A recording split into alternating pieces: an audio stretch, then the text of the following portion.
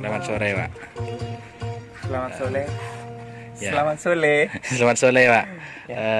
Kita kalau boleh tahu ada di mana sekarang ini, Pak?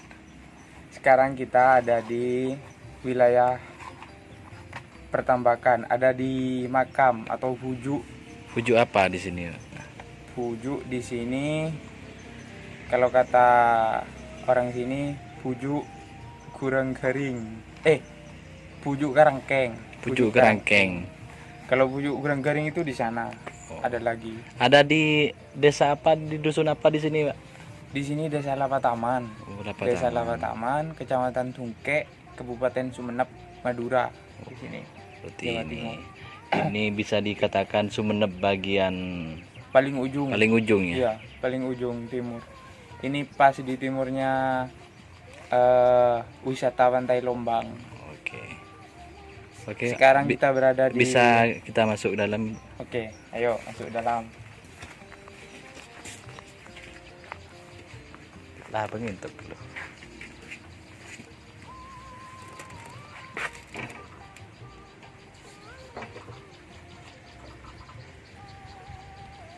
Pucuk Kerengkeng. Kita karena ini ketinggiannya cuma 1 meter ya, jadi buat orang seperti saya harus nunduk ya. Nunduk, Pak, ya. Assalamualaikum warahmatullahi wabarakatuh. Assalamualaikum ya leluhur. Ya. Subhanallah. Begini. Nah, ini di sini. Kenapa pintu-pintu pujuk atau bangunan-bangunan astah atau kuburan di sini itu di Madura itu ininya rendah itu karena ada filosofinya juga. Ini supaya orang itu masuk ke sini agar sadar diri bahwa manusia itu harus rendah hati atau merendah. Jadi Madura itu kayak akan filosofi sebenarnya. Iya, orang-orang dulu emang nenek moyang kita membuat sesuatu itu dengan dasar nilai filosofi. Ya, ini kuburan atau makbarahnya Asta Kurunggering. Ini katanya orang-orang sepuh dulu, makam ini aslinya orang Lembung. Lembung Lenteng. itu. Oh, Lenteng. Iya, Kok Lenteng bisa? itu masih wilayah Kabupaten Sumeneb juga, cuma di wilayah bagian barat, Lenteng Lembung. Ceritanya kenapa kuburannya bisa nyampe di sini? Dulu beliau itu karena beliau itu seorang wali, membenarkan atau ngebenerin layangannya yang ada di atas awan itu di apa ya, benangnya itu dia dinaiki atau dititi. Subhanallah. Secara hukum akal kan tidak logis sekali Tidak kan. logis, tidak masuk akal karena ini adalah bukan orang biasa ya. Nah, di sini. Dan itu khodam atau pembantunya atau pembantu sang kiai. Di ruangan ini ada berapa makbarah di sini? Hanya ada dua, ini. Ya. Oke, Pak. Sambil lalu kita datang sini, tidak lupa juga kita memberikan salam atau mengirimkan Fatihah, ya. Mengirimkan salam melalui Al-Fatihah. Ayo kita bareng-bareng ini.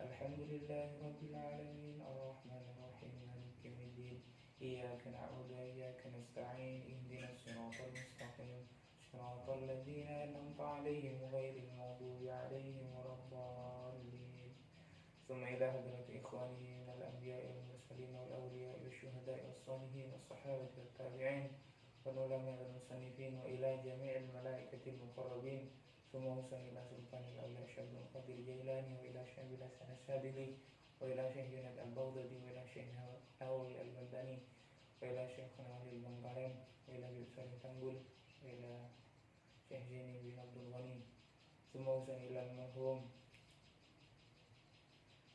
غفر الله لهم ذنوبهم برضا الله وشفاعة رسول الله صلى الله عليه وسلم. الفاتحة. أعوذ بالله من الشيطان الرجيم. بسم الله الرحمن الرحيم. الحمد لله رب العالمين الرحمن الرحيم مالك يوم الدين إياك نعبد وإياك نستعين اهدنا الصراط المستقيم صراط الذين أنعمت عليهم غير المغضوب عليهم ولا الضالين. ثم إلى جميع القبور من المسلمين والمسلمات والمؤمنين والمؤمنات من مشارق الأرض إلى مغاربها برها ورحمتنا وسن إلى آبائنا وأمهاتنا وأجدادنا وجداتنا ومشايخنا ومشايخهم ولأساتذتنا ولأستاذاتنا ولحقوق علينا ولمن اجتمعنا هنا بسببه ولأجله شأن الله لهم. الفاتحة. أعوذ بالله من الشيطان الرجيم. بسم الله الرحمن الرحيم. الحمد لله رب العالمين الرحمن الرحيم مالك يوم الدين إياك نعبد وإياك نستعين اهدنا الصراط المستقيم صراط الذين أنعمت عليهم غير المغضوب عليهم ولا الضالين.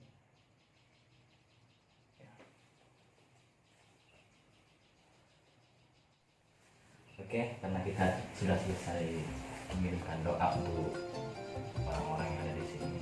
Mungkin saya sebagai pendatang di sini jauh-jauh dari Rembulan, ada ini saya tanyakan. Ini tadi dikatakan bahwa yang dimakamkan di sini adalah orang Genteng, orang Limbung. Kira-kira setiap tahun ada nggak orang Genteng ke sini? Kalau saat ini ya, untuk masa-masa saat ini jarang. Tapi kalau dari dulu-dulu itu biasanya orang ziarah dari Lembung itu, dari Lenteng, ketika musim-musim tertentu seperti musim panen tembakau misalnya, seperti itu musim panen tembakau, mereka kesini selamatan, menyembeli hewan di sini gitu. Jadi kan kalau mereka akan panen tembakau banyak uang ya, ada rezeki pasti ke sini. Iya. Tasakuran. Nah, seperti itu. Karena juga salah satu nilai budaya itu, karakter budaya orang Madura kan suka itu juga ya, apa, ziarah kubur atau ziarah ke makam-makam para wali atau gurunya atau kiainya lah, atau sesepuhnya, kakek nenek moyangnya, begitu biasanya orang Madura kan gitu ya. Di sini saya itu sebenarnya agak sedikit apa ya, kalau kita bahasakan bahasa Maduranya itu kayak angker gitu ya. Masuk ke kawasan yang banyak makam-makam. Kalau boleh tahu, ini kira-kira sudah beberapa tahun di sini makam istilahnya. Untuk beberapa tahunnya saya kurang tahu pasti ya. Cuma karena memang biasanya spekulatif ya, banyak pendapat. iya, apalagi kan dengan peninggalan sejarah yang banyak itu, dan kita kurangnya apa ya, orang-orang yang mencari peninggalan sejarah itu dari sisi literatur atau data-data yang apa ya, yang kompeten gitu. Jadi tidak tahu pasti kalau usianya berapa tahun. Cuma yang pasti ini sudah ada sebelum kakek nenek buyut saya itu ada. Kakek saya kan masih hidup kan ya? Ya. Kakek saya masih hidup. Jadi orang tuanya kakek saya itu dan orang tuanya atau mbahnya kakek saya itu, kuburan ini itu sudah ada. Memang sudah ada. Bisa dijadikan alasan nggak kalau kita menyebutnya bahwa Islam itu sebelumnya sudah masuk ke daerah Madura jauh sebelum masuk ke daerah Jawa? dengan melihat prasasti adanya makam-makam yang sudah kuno. Oh ya, kalau mengenai sejarah ya Pak ya, ini hanya dari penyampaian mulut ke mulut atau cerita folklore gitu, sejarah. Cuma kan tidak ada salahnya kita mengambil sisi positifnya dari informasi yang melalui lisan ke lisan itu ya. Kata mbah-mbah saya itu, Islam yang di Madura itu khususnya di ujung timur, di daerah Dungkek, daerah Sumeneb di sini itu sudah ada sebelum Islam itu ada di daerah Jawa katanya. Dan itu dibuktikan dengan pembuktian sejarah. Ya Islam masuk ke Islam masuk ke Indonesia itu kan ada beberapa banyak versi kan ya. Ada yang mengatakan yang abad ke-7 dengan ditemukannya prasasti Fatimah binti Maimun di Rembang, nggak salah. Terus juga ada yang mengatakan abad ke-9, macam-macam pokoknya. Iya, macam-macam. Cuma kata Pak Dezo, Islam itu sudah beribu-ribu tahun masuk ke daerah Madura. Dan mungkin ini juga menjadi alasan kenapa Pak Dezo Imron untuk mengatakan demikian. Enggak, aku dong. Ini loh. Ini kok mau kamu tegang sih? Ini dengan bukti apa ya? Saya memiliki seorang paman saya seorang mursyid di Thariqah Syatariah. Di mana itu? Nah, sekarang ada di Saronggi rumahnya beliau ya. Masih Kabupaten Sumeneb juga. Beliau seorang mursyid Thariqah Syatariah.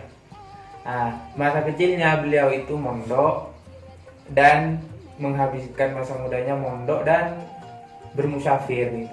Entah itu bersama gurunya atau bersama siapa, keliling-keliling Indonesia. Ketika dia umur sekitar 26 tahun, beranjak sudah dewasa gitu, dituturi oleh salah satu gurunya ketika berjalan gitu. Begini katanya gurunya, kamu sekarang karena sudah dewasa, Islam itu yang pertama kali ada di Madura itu disebarkan melalui daerah ujung timur. Di sini berarti ya? Iya di sini. Dan namanya beliau siapa katanya gitu. Saya lupa. Cuma ada kurannya di sini. Yang kuran itu. Sesudah disampaikan itu oleh gurunya, pulang ke sini dan mencari alamat kuburannya itu. Ya, dan ketemu dengan nama yang disebutkan. Itu yang membawa Islam. Di sini juga ada ini, Pak. Ada makam ini Asta Kurenggering. Di mana itu? Asta Kurenggering itu cucunya atau anak turunnya Sunan Kudus. Ada di sebelah barat ini. Orang-orang Kudus tuh biasanya ke sini ziarah itu. Yang bulan apa tadi? Bulan Agustus tuh ada tadi di sini. Dari Kudus. Ya, ini sebenarnya akar sejarahnya itu sebenarnya kita harus gali supaya kita tuh benar-benar tahu. Belajar sejarah itu memang ya gampang-gampang susah sebenarnya. Kita harus banyak mempelajari dari bukti-bukti yang lain, sejarah-sejarah yang lain. Termasuk saya ini baru tahu bahwa yang ada di sini adalah orang Linteng, dan setiap tahun orang Linteng pasti ke sini, saya baru tahu. Dan luar biasa, Sumeneb itu adalah kota yang pelahir orang-orang wali, luar biasa Sumeneb. Ada juga khusus astah makam para wali.